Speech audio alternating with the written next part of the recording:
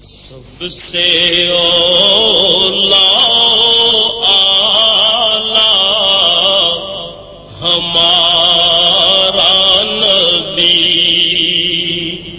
سب سے اولا اعلی ہمارا نبی، سب سے بالا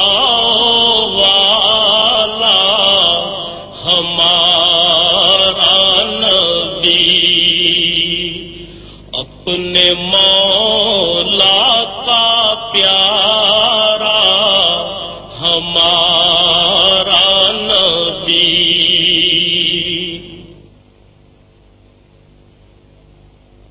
اللہ اکبر، اللہ اکبر۔ مسجد کو اسلامی معاشرے میں بنیادی اہمیت حاصل ہے، جہاں عبادات کے علاوہ دیگر سماجی عوامل بھی انجام پاتے ہیں۔ قرآن کریم نے ان الفاظ میں مسجد کی اہمیت واضح کی ہے۔ اللہ کی مسجدوں کو وہی لوگ آباد کر سکتے ہیں جو اللہ اور روز آخر کو مانیں اور نماز قائم کریں، زکوٰۃ دیں اور اللہ کے سوا کسی سے نہ ڈریں۔ انہی سے یہ توقع ہے کہ سیدھی راہ چلیں گے۔ مکہ مکرمہ سے ہجرت کر کے حضور اکرم صلی اللہ علیہ وسلم حضرت ابو بکر صدیق رضی اللہ تعالیٰ عنہ کے ہمراہ اونٹنی پر سوار تشریف لائے۔ اونٹنی حضرت ابو ایوب انصاری رضی اللہ تعالیٰ عنہ کے مکان کے سامنے رکی۔ اس جگہ بقول حضرت انس رضی اللہ تعالیٰ عنہ آپ صلی اللہ علیہ وسلم نے نماز ادا کی، اور اس کے فوری بعد آپ صلی اللہ علیہ وسلم نے وہاں مسجد تعمیر کرنے کا حکم دیا۔ رسول اللہ صلی اللہ علیہ وسلم نے وہ قطع زمین 2 یتیموں سے خرید لیا۔ کھجور کے پتوں اور تنوں سے تعمیر کی گئی 805 مربع میٹر کے مختصر رقبے پر واقع مسجد نبوی صلی اللہ علیہ وسلم تمام مساجد کے ڈیزائن کے لیے ایک مثال بن گئی۔ رسول اکرم صلی اللہ علیہ وسلم نے بنفس نفیس اس مسجد کی تعمیر میں حصہ لیا۔ اللہ تعالیٰ نے مسجد نبوی کو بلند مقام عطا فرمایا ہے، جہاں اس کی رحمتوں کی بارش ہوتی اور اس کے بندے ہم وقت اپنے رب کی عبادت میں مشغول رہتے ہیں۔ رسول اللہ صلی اللہ علیہ وسلم نے سن 7 ہجری میں مسجد نبوی میں 2475 مربع میٹر کی توسیع فرمائی۔ 17 ہجری میں حضرت عمر فاروق رضی اللہ تعالیٰ عنہ نے مسجد میں 1100 مربع میٹر کی توسیع کی۔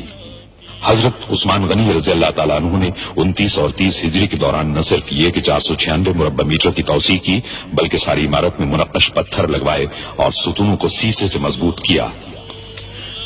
مدینہ منورہ کے اس وقت کے گورنر حضرت عمر بن عبدالعزیز کو خلیفہ ولید بن عبد الملک نے ہدایت کی کہ مسجد کی پرانی عمارت کو گرا کر اثر نو تعمیر کیا جائے اور اس میں 2369 مربع میٹر کی توسیع کے لیے اطراف کے مکانات خرید کر انہیں مسجد میں شامل کیا جائے۔ نئی عمارت 3 سال کی مدت میں 91 ہجری میں تیار ہوئی، جس میں گنبد اور 2 مینار شامل تھے اور دیواروں اور چھت پر طلائی کام اور نہایت عمدہ میناکاری تھی۔ 161 ہجری میں خلیفہ محمد بن منصور عرف مہدی نے مسجد کو 2450 مربع میٹر کی وسعت دی اور پوری عمارت کو نقش و نگار سے آراستہ کیا۔ 1233 ہجری میں آل عثمان سے تعلق رکھنے والے سلطان محمود نے مسجد کے گنبد کو دوبارہ تعمیر کرایا اور 1255 ہجری میں انہوں نے گنبد پر سبز رنگ کرایا، جس کی وجہ سے وہ گنبد خضرا کہلاتا ہے۔ اس کے بعد کئی صدیوں تک مسجد نبوی صلی اللہ علیہ وسلم میں کوئی بڑی توسیع نہیں کی گئی، حتیٰ کہ 1265 ہجری میں سلطنت عثمانیہ کے سلطان عبد المجید خان نے اسے عروس المساجد بنا دیا۔ انہوں نے شمال اور مشرقی سمتوں میں مسجد کو 1293 مربع میٹر تک توسیع دینے کا کام شروع کرایا۔ اس کام کی تکمیل میں 13 برس صرف ہوئے۔ مسجد حرام کے بعد مسجد نبوی صلی اللہ علیہ وسلم تمام مسلمانوں کے لیے دوسری مقدس ترین مسجد ہے، جہاں وہ دنیا کے کونے کونے سے زیارت اور عبادت کے لیے حاضر ہوتے ہیں۔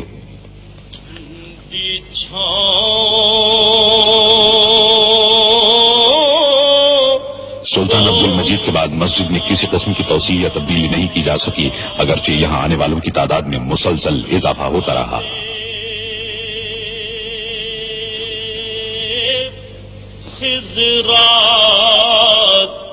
لوگوں کی بڑھتی ہوئی تعداد کے پیش نظر شاہ عبدالعزیز السعود نے 1368 ہجری میں مسجد نبوی صلی اللہ علیہ وسلم میں توسیع کا فرمان جاری کیا۔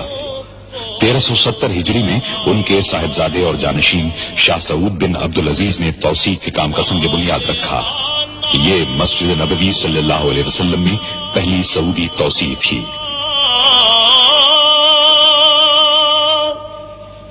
جو طواف روضہ اقدس کرے،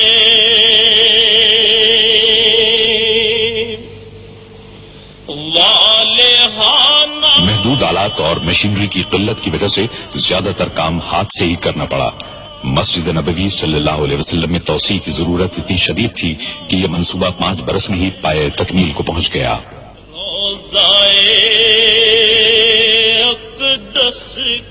اس توسیع سے ترکی کے عثمانی دور کی مسجد کا رقبہ دگنا ہو گیا اور مسجد نبوی صلی اللہ علیہ وسلم میں تبدیلیوں کے ایک جامع عمل کا آغاز ہوا۔ وجد کرتی ان ہواؤں کو سلام۔ فضائی سفر کا سلسلہ شروع ہونے کے بعد سے عازمین حج اور عمرہ کرنے والوں کی تعداد میں تیزی سے اضافہ شروع ہوا۔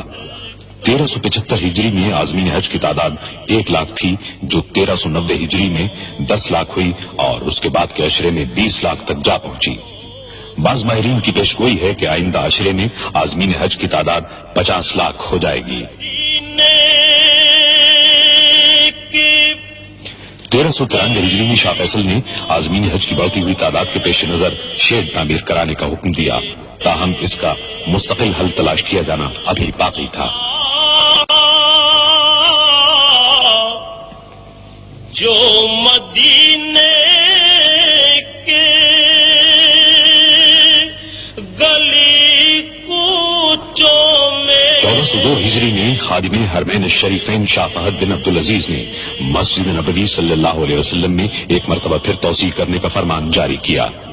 خادم حرمین الشریفین کی ذاتی نگرانی میں 3 سال کے مطالعے اور جائزے کے بعد مسجد کی توسیع کا نقشہ تیار کر لیا گیا، جس کے نتیجے میں مسجد کو اس کے موجودہ رقبے کے مقابلے میں 5 گنا توسیع دینا تھا، اور رسول اللہ صلی اللہ علیہ وسلم کے دور کی مسجد کے مقابلے میں اس کی توسیع 100 گنا تھی۔ ان فقیروں 9 صفر 1405 ہجری کو خادم حرمین الشریفین نے اس عظیم الشان توسیع منصوبے کا سنگ بنیاد رکھا۔ گداؤں کو سلام۔ شاہ فہد نے منصوبے کی تکمیل کی مدت 6 سال مقرر کی۔ اس میں بہترین تعمیراتی سامان اور جدید ترین تعمیراتی طریقوں کے استعمال کا فیصلہ کیا گیا۔ خادم حرمین الشریفین کی خواہش تھی کہ ایک ایسا مرکز تیار کیا جائے جہاں عبادت گزاروں اور شہریوں کو بہترین سہولتیں اور خدمات فراہم کی جا سکیں۔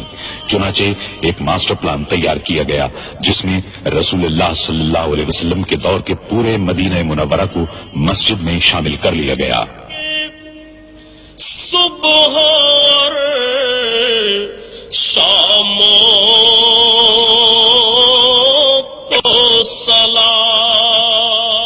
قدیم شہر صدیوں سے عازمین حج کی خدمت کر رہا تھا، لیکن ان کی بڑھتی ہوئی تعداد نے صورتحال کو پیچیدہ بنا دیا اور شہر میں جدید ترین سہولتوں کی فراہمی کے لیے مسجد نبوی صلی اللہ علیہ وسلم کی توسیع بنیادی اہمیت کی حامل تھی۔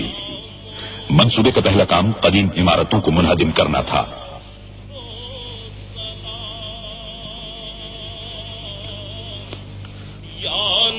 منہدم کرنے کا تمام کام دھماکہ خیز مواد کے استعمال کے بغیر ہی مکمل کر لیا گیا۔ مٹی سے بنائے گئے روایتی مکان آسانی سے گرا لیے گئے، لیکن کنکریٹ سے تعمیر کی گئی جدید عمارتوں کو منہدم کرنے کا کام کہیں زیادہ مشکل اور خطرناک تھا۔ اس کا حل انجینئروں نے یہ نکالا کہ ایسی عمارتوں کی بنیادوں کو ایک خاص حد تک کمزور کر دیا جائے، جس کے بعد انہیں گرانا مشکل نہیں رہا۔